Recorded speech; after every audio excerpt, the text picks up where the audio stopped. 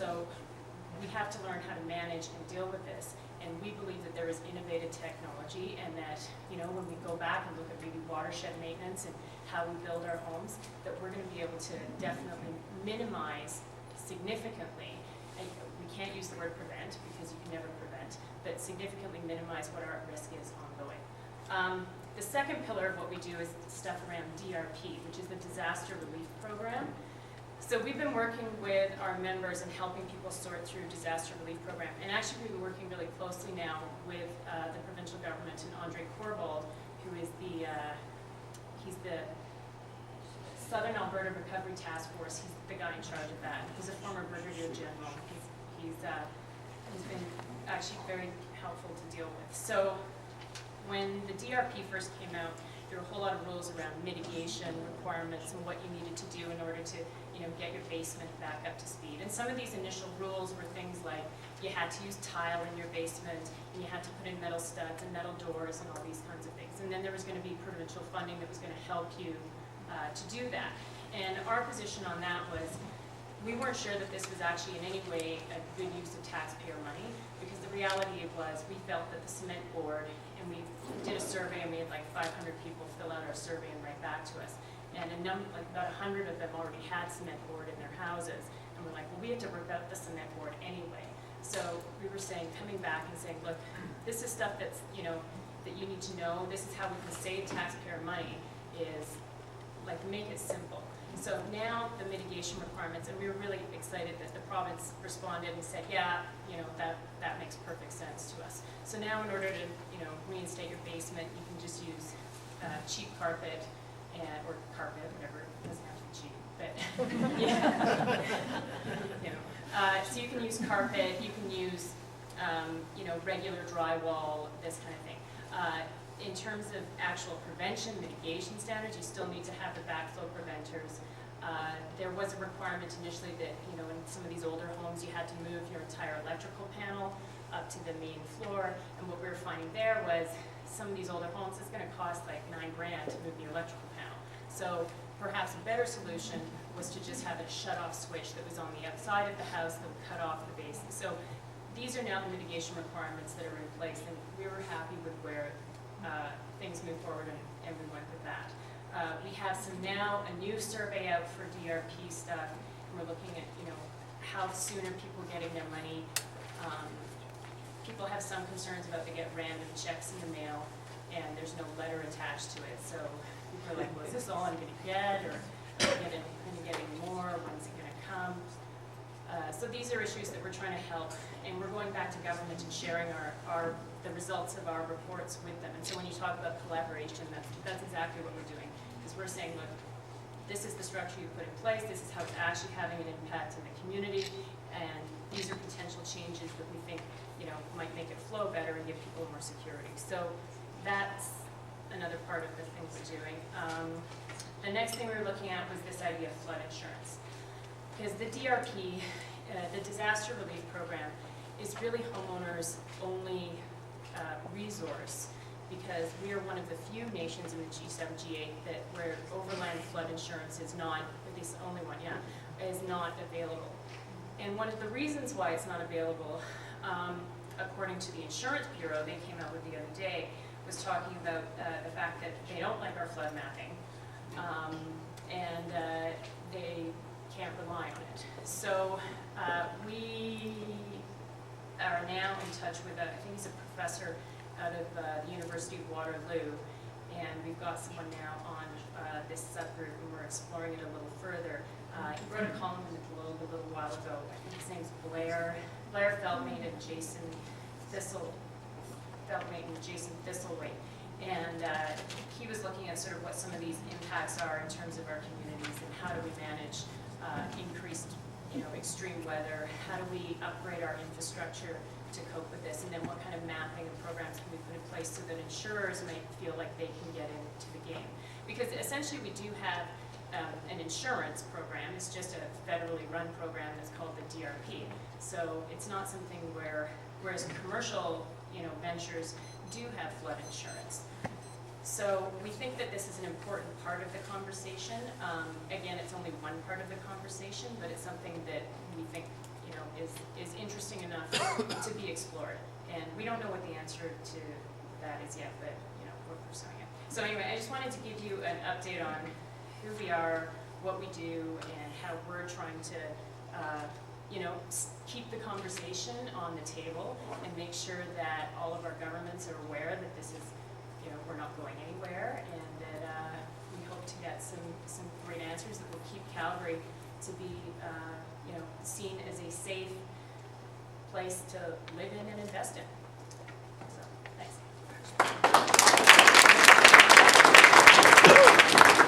Well, ladies and gentlemen, first of all, let's do a round of applause for all of our panelists. Before we go to our flush break, I'd like to call upon the representative, the Deputy Mayor of the City of Calgary, Richard Putman. Richard, would you please say a word?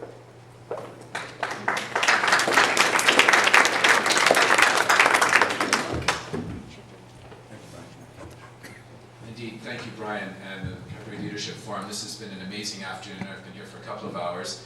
The quality of the presentations is world-class. Thank you very much. And the questions are amazing.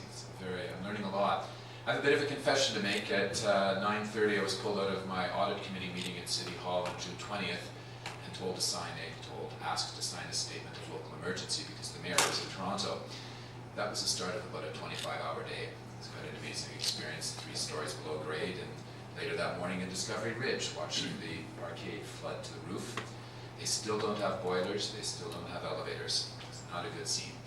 So I feel the effects of the flood acutely as the ward representative. One thing I would like to communicate to you is that it's a challenge as a politician looking at the demands such as these on ourselves, our people. Our people were amazing during the flood. They responded brilliantly, and I'm so proud of all of them. And there's 1 or 2 of them sprinkled throughout the audience right here today. And I want to thank them in particular. I think the key for me is to not lose the sense of urgency. A lot of people are hurting. In fact, halfway through, about 10 days into the flood at the Wedgwoods at Discovery Ridge, the police, no less, distributed a brochure on trauma. And I thought, oh my gosh, what this is about. And I was starting to see some very upset people. And sure enough, we were traumatized. I might even include a little bit of myself in that. We went through the checklist of the 20-odd things. And trauma is definitely something that was going on. And I'm not so sure that this city has emerged from its trauma. And I think events like this are tremendously important. And again, thanks to the experts who've contributed their lifetime earned expertise and shared it freely with us today. I'm very grateful for that. And I think the key message I would like to leave with you is that I think I can speak for everyone on City Council.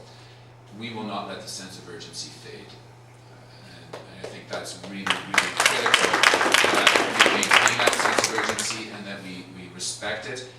And I really love the last comment. The city's too important to not pay attention to the bigger picture here. What are the reputational issues that we have to pay attention to?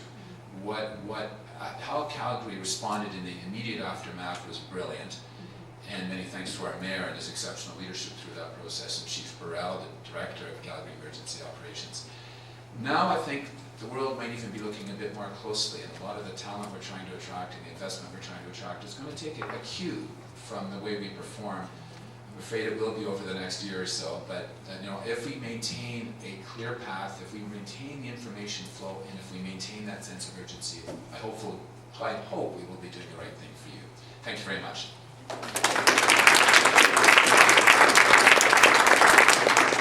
John Carter, all change fails without a sense of urgency. So thank you, Richard, for reinforcing that. And Emma, thank you for your comments about your group's focus on keeping the item on the table. So I think we all want to do that. We're going to take a 5-minute break. When you come back, question and answers as long. Delighted he was here. We also, Tim's already spoken, Tim Whitford from the Highwood High River Advisory Committee and member of council, so we really appreciate that. And there's just so much talent, so we want to acknowledge that. We also have a member of the legislature for Calgary Fort, Wayne Cowell. So we have allotted about half an hour of time for Q&A or whatever it takes. We're going to then go to what are we going to do next. And just at the end of Q&A, we'll ask the member of the legislature from Calgary Bow if you'd like to comment on what's been said today, because I detect there's this sense of this need for urgency. So back to convener for Q&A. I do. come on up. Oh, You've got Alana, Alana, they call you've got a you few moments in your own defense. We use this one, whichever you want. podium. Actually, I would much prefer that we go ahead with the questions. Yeah, and then I'll make a few comments afterwards. But yes, I will definitely say a few words at the end, but I would very much like to hear from you. Thanks. Thank you very much. You're closest to all. Yeah, Larry, I'd just like to, I've got two aspects, the dredging of the rivers and what would hold that back, whether it's environmental restrictions. And the second is an idea of pillared homes along the flood plains, or the floodways actually, that would also, with the movable assets, like cars and that on the lower level, but also designed to act as mini dry ponds that could do stage release of post-water, flood water, and also gather groundwater. So let me answer the first question first, which was around the dredging of the river. As we saw from the event, there was a lot of material that was moved from one place to another. Some of which came from outside of Calgary, obviously, some of which left Calgary. In terms of dredging the river, that is a huge undertaking that has significant environmental impacts. So that would be a case of working with, looking at that as an option so we can convey the flood better. A river will do what a river will do in those sorts of events, and we have no control over that. So what you're talking is about after the event. That is something that we will look at, but it has to be done in a very careful and environmentally friendly way. We have some of the best fishing in the world, right, as a trout stream. That's a big consideration. There's many facets to all of it, to a question like that, but it will be looked at in some way, shape, or form. To answer your second question, you're getting into some land use planning. You're getting into some building regulation stuff. That again is a multifaceted. Will it be looked at? That in particular, I cannot say that it would. If that's an input that you want us to take, we will take that. But how we do things differently in the floodplain, flood fringe, floodway, that is on the table to be looked at both at the provincial level, which we know, and also it will be part of the task force that talks about infrastructure and building resilience. Does that answer your question? From an engineering point, is the pillared house viable? I know that many nations that live near the water, that's the way of life with them. But the idea of movable access, getting your car out quickly, that's something that's doable. But